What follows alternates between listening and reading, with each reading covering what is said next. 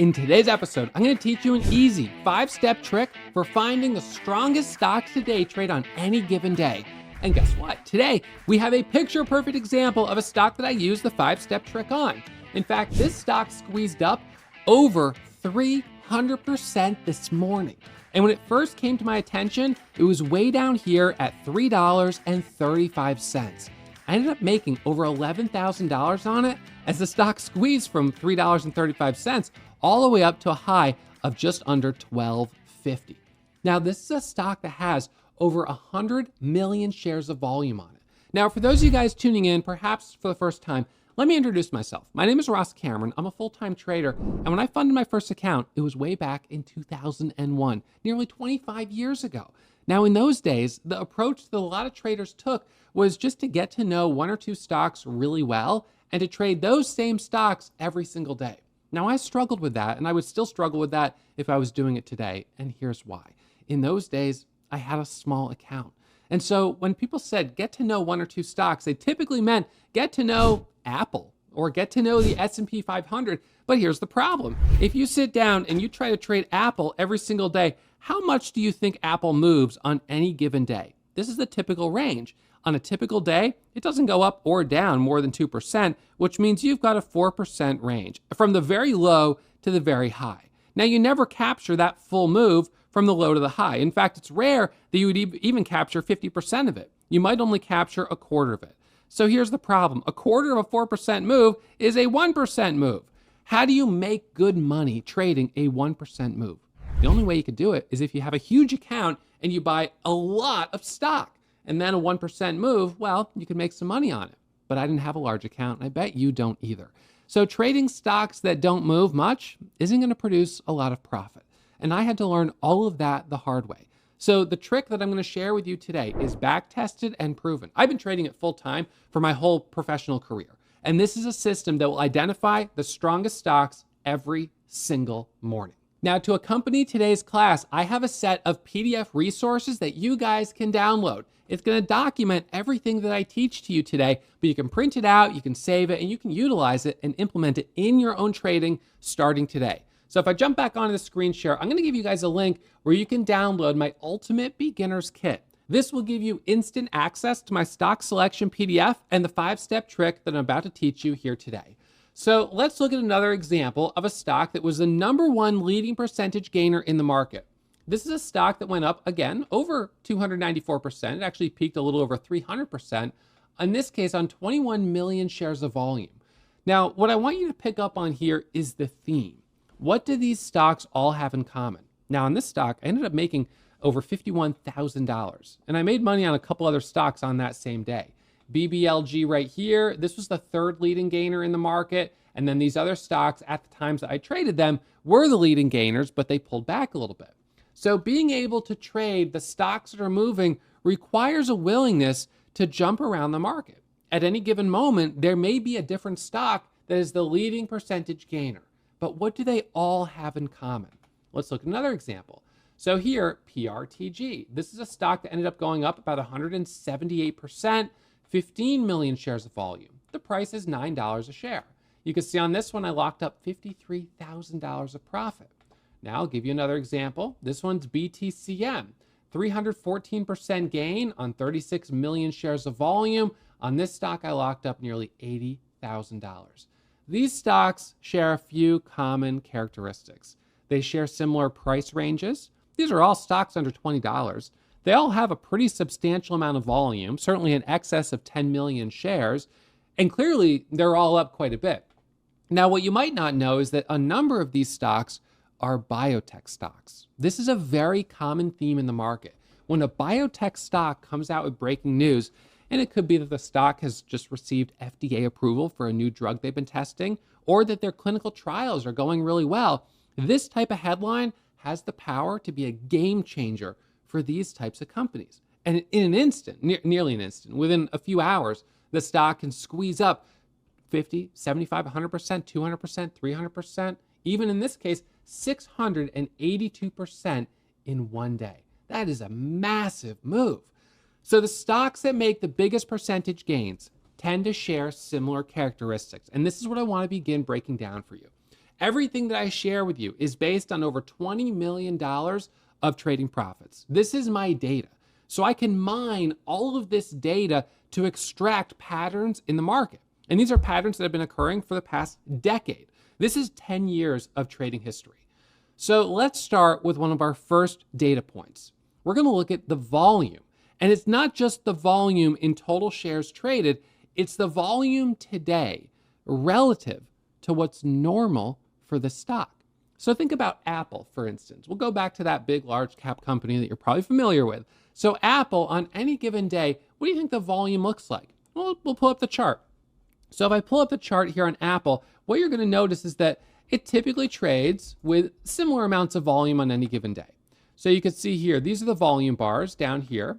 And although Apple does move up and down, and there are a few days here and there that have higher volume, these are going to tend to correlate with spikes in the overall market.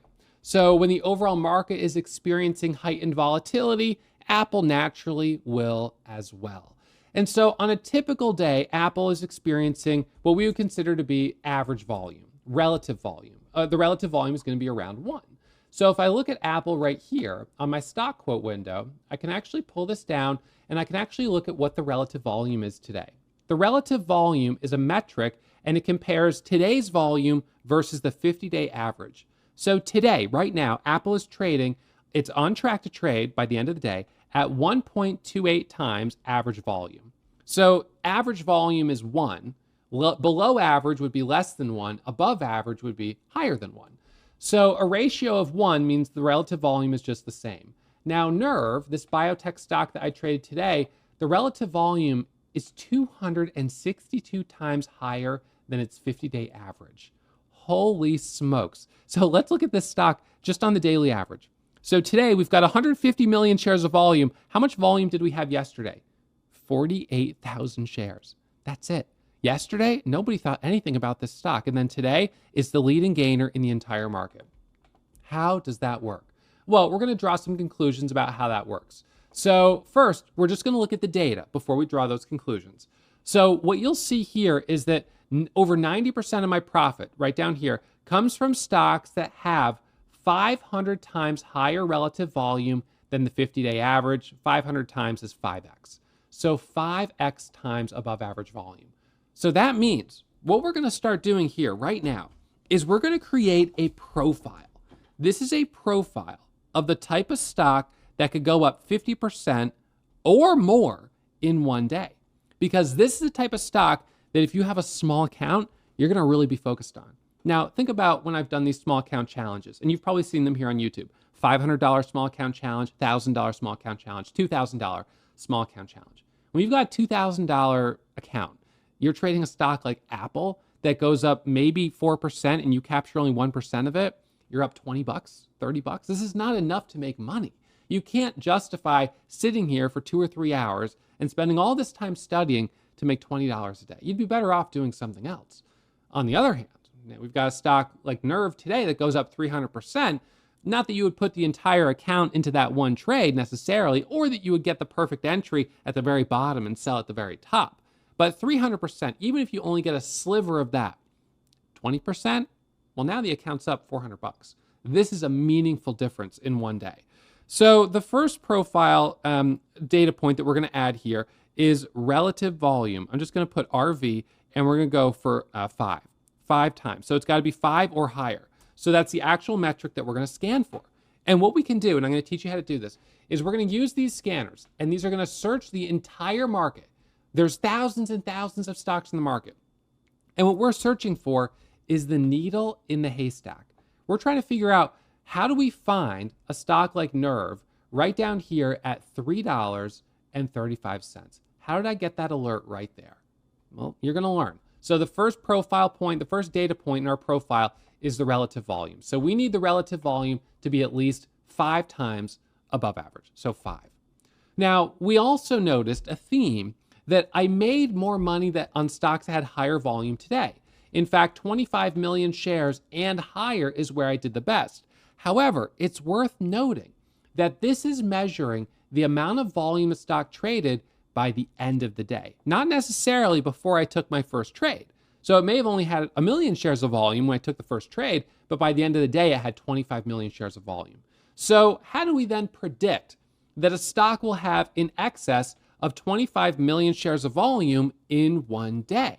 We're gonna have to figure that out. So number 2, 25 million shares of volume today, and we're gonna say potential. So it doesn't need it right now, but it needs that potential. Okay, so now we've got our second data point that we're gonna look at. Let's look at the third one. The stock should be gapping higher in pre-market versus the prior day's close. So when the prior day closes, that's the closing price. And if the next day the stock is already up more than 2% in the pre-market session, that for me is obviously a big indicator of where I'm going to make the majority of my profit. So why would a stock move up 2% during the pre-market session? Well, I think this is really asking a big question. Why would a stock gap up 5 times and have the potential to have 25 million shares of volume? It's because the stock has breaking news. So what I ended up becoming is a catalyst-driven trader. I'm a news trader. I'm a volatility trader. I don't make money buying something at 5 and selling it at 5, or buying at 50 or selling at 50. It doesn't matter. I make money if I can buy something at 5 and sell it at 5.50 for a 10% return. And if I can do that in less than 3 minutes, that's a pretty awesome trade. So then what's going to send a stock up 10% in less than 3 minutes? Here we go. Breaking news. So this is the catalyst that is moving these stocks. But there's more to it than just that. If we really dive into my metrics, and the metrics that I use, for what it's worth, can go into an incredible amount of detail on the days of the week that I make the most money, the time of the day, the price, the volume, the instrument, market behavior, my win-loss expectation, the liquidity. So I'm highlighting what I think are the most critical components or the most critical data points that really will help us scan and search the market in real time for these big moves. So what I know is that I have made more money on stocks between 2 and 20 than on stocks that are either higher priced above 20 or stocks that are lower priced below 20, below 2. So the $2 to $20 range is going to be our sweet spot. We're going to add that as another data point. So number 3, gapping up 2% gap up. And we're going to add number 4, that we are priced between 2 and 20 price. We're starting to run out of space, but that's okay because we're almost at our 5th trick. So these are the tricks for finding this stock in real time. These are the data points that we're going to search for. So the next is the float. The float represents the number of shares available to trade. Stocks with a float of under 10 million shares make much bigger percentage moves. Just look at this a screenshot here. So this is a sort of data looking at the biggest percentage movers in the entire market on this day. What is something these all have in common? The float, or the number of shares available to trade, on all of these, the highest one is 19 million shares. So they're all under 20 million shares. What about the price? The price on all of these is below $20. Now you will see that there are some that are below $2 and are a little cheaper. And it's not to say that you couldn't trade these, and some people certainly will. I just have found that I personally don't make as much money on them. I have some ideas at why that's the case. Maybe we can get into that a little bit later. So when we're looking for stocks that are making big moves, we're looking at these different criteria, these different data points. This is the relative volume column right here. There's a couple that are below 5, but these ones are on the cusp, although this one's cheaper and I wouldn't have traded it. So on this stock, it's got a 1 million share float and 1 million shares of volume, right? Whereas this stock has 300 million shares of volume and has a float of less than 1 million shares. So there's no question that this was definitely the most obvious stock to be trading on that particular day. So what we've learned is that when a stock has a low float plus a high level of demand, we can get a significant rate of change. That's when we get these big moves. So this stock went up 400% on 300 million shares of volume. And this is a stock that fit this profile. Now, if we dive into this a little bit deeper, right, let's just take one step back here and look at this specific stock. So if we look at this stock, MLGO, I'm going to flip over my whiteboard here. So MLGO price on this one was, well, $13 at this time. So the price was 13. The relative volume was 74. The percentage change was 400%. I'm just going to round it, but 400%. The volume was 300 million shares. Okay. So now if we look at this on the whiteboard, this was this particular stock, MLGO, on this particular day. So I want to do a little bit of a comparison here. I want to just speculate, what if, oh, and the float. The float was, I'm just going to do 1 million shares just to keep it round, but it was actually 797,000 shares. So I want to speculate just for a moment that if this stock had a float, which is the number of shares available to trade, that was higher, let's say the float was 10 million shares. What would that mean? That would mean the number of shares available to trade was 10 million instead of 1 million, 10 times higher. So if I had the same amount of volume, we have a different relationship between supply and demand. The demand is the same, but the supply is 10 times higher. So the percentage change, I would argue, would be 40%, 1/10 versus 400%, right? And this is simply because the supply and demand characteristics have changed. Now we could do another comparison. What if the float was 500,000 shares? What if it was half of what it was? On the same amount of volume, we might have had an 800% move. Or perhaps we had the same 1 million share float, but we had 600 million shares of volume. We would still have 800%. So this is the interesting relationship between supply, which is the float, and demand, which is the volume. Now, the reason the volume gets so high, the demand gets so high on these, is because of an initial catalyst. So when we're thinking about what comes first, the chicken or the egg, what comes first is definitely the news catalyst. You need that news headline. So these are my 5 criteria for stock selection. We've got 4 criteria that represent demand and 1 that represents supply. The stock has to be up at least 10% on the day already before I'm even going to look at it. It needs to have 5 times relative volume. There needs to be news, and most day traders prefer stocks between 2 and 20. The supply, the number of shares available to trade, should be less than 10 million shares. Now, it doesn't mean that I won't occasionally trade a stock that's a 15 or 20 million share float. I will from time to time, but we prefer to see that the float is lower. So when we have this setup right here, where all 5 criteria are met, that's when we have an imbalance between supply and demand. The demand is higher than the supply, and the price moves up very quickly. So now there's something else that we should add to this, which is performance by time of day. So I have learned that I make the most money between 7 a.m. approximately and 11 a.m. You can see how it increases here, and between 7 and 9:30 is sort of the sweet spot right there where I do the very best. But we could even take that a step further. This is the distribution of trades by hour of the day, and this actually breaks it down into 15-minute increments. So notice this increase in trading at 7, at 8, at 8:30, at 9, and then at 9:30. Do you know why that is happening? It's because of the news cycle. Most headlines, if they came out before 7 a.m., the soonest most U.S. traders will be able to trade them is at exactly 7 a.m. So at 7 a.m., there's a lot of trading in response to all of the news that came out overnight and between 4 a.m. and 7 a.m., which is the early pre-market session. So starting at 7 a.m., there's a high frequency of trades. At 7:30, there's a high likelihood of stocks coming out with breaking news, but we often find is that a lot of these stocks put out news at 8 a.m. Now let's go back to NERV today. NERV today, the stock that I traded and made the most on, the news came out at exactly 8 a.m. right here. So this was the first alert down here at $3.35. So this company raised $200 million to advance their schizophrenia drug. So this is a big headline. It's a good thing. The company was able to raise $200 million because the clinical testing of the drug is going well. So at 8 a.m., all of a sudden that comes out. That's breaking news. So companies typically put out news at 8, 8:30, and 9 a.m. We do see some headlines at 7 and some at 7:30 as well, but my trades are distributed primarily around the times that these companies are putting out breaking news. Now, another interesting metric is the length of my trades. Look at this. So this is less than 1 minute long. This is between 1 and 2 minutes, 2 and 5 minutes, 5 and 10 minutes, 10 and 20 minutes, 20 and 40 minutes, 40 minutes to an hour, longer than an hour, longer than 2 hours, longer than 4 hours. So you can see that the majority of my profit comes on trades I held for, well, I guess we could say if we cut it off here, less than 10 minutes. And some of them are very quick.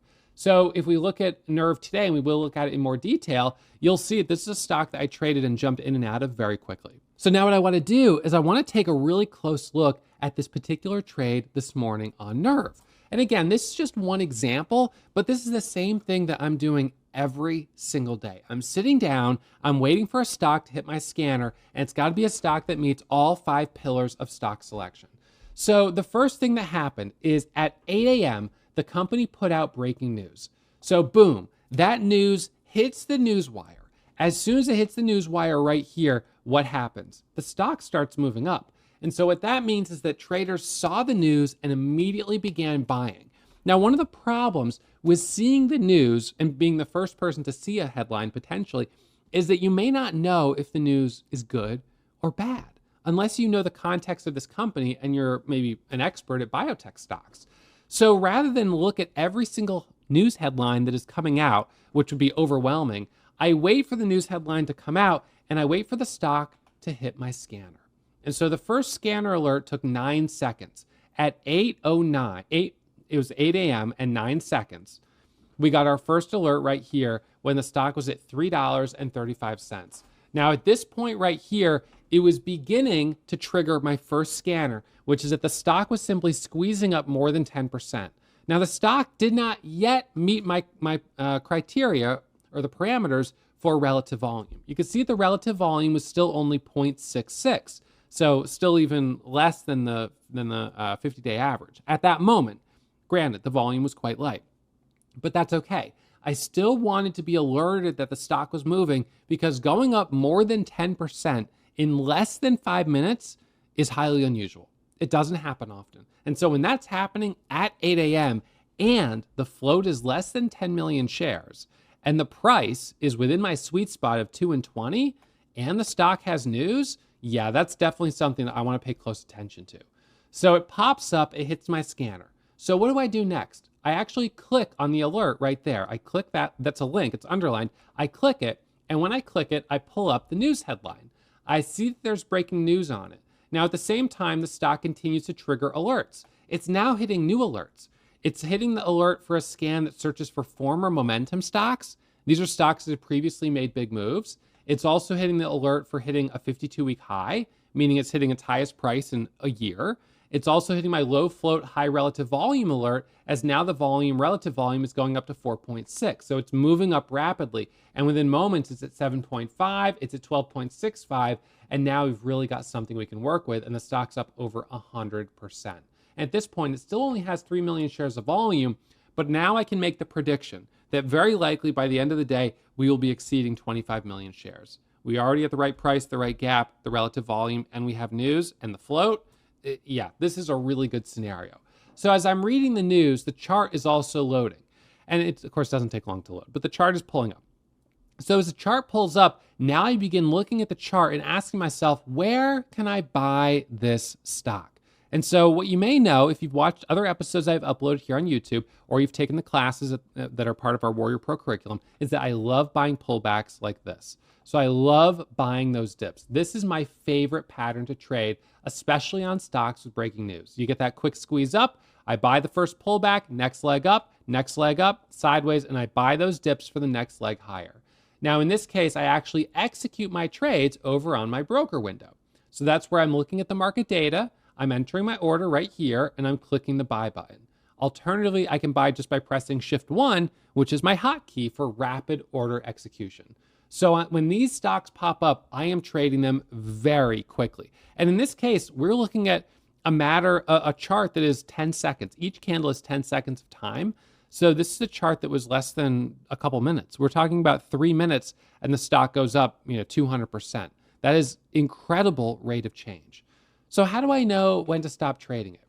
When the MACD goes negative on the 1-minute chart, which happened right here, that's when I stop trading it. That is the end of the first leg higher. Now, the first leg up can sometimes go up 300, 400, 500%. Other times we get a pullback and then it goes even higher still. So if we look at our chart here of NERV as the day went on, you can see that we actually did squeeze all the way up to a high of 1250. It then pulled back. It came back up later and then kind of rejected back down and sold off. I wasn't trading it at this point. Now, if you wanted to, you could have considered trading it later in the day, but as a beginner, you would have been playing with fire because this is a higher risk area to trade. It's usually the first move that's the cleanest. In this case, you did get a nice second move, but that's not as common. Okay, so this is what we're looking at in real time. And this is the small account growth strategy that I trade every single day between the hours of 7 a.m. and 10 a.m. I use 10% risk and 10% reward parameters. My target accuracy on this strategy is 75%. My target growth each week when I'm doing a small account challenge is to grow the account by 25% per week. It doesn't happen every single week, although there are also weeks where I far exceed that and I end up growing the account by even 25% in a single day. Now, for those of you guys that want to watch me trading this strategy in real time, I'm going to put a link in the description and I'll pin it to the top comment where you can do a 2-week trial. During that trial, you'll be able to watch over my shoulder as I'm trading. You'll see my P&L on the screen share in real time. So you'll see when I'm making money, you'll see when I'm losing money, full transparency. And what's even better is that during your 2-week trial, you'll get access to this software right here. So you can use the same scanners that I use every single day to identify the strongest stocks to trade in real time. So if you're ready to take the leap, we'd love to have you become a member over at Warrior Trading. But let me be the first to tell you, trading is risky and my results aren't typical. So I want you to manage your risk and always practice in a simulator before putting real money on the line. Now, if you want to check out a couple other episodes I've uploaded to YouTube, I'll put links to them right here. I'll see you for the next upload real soon.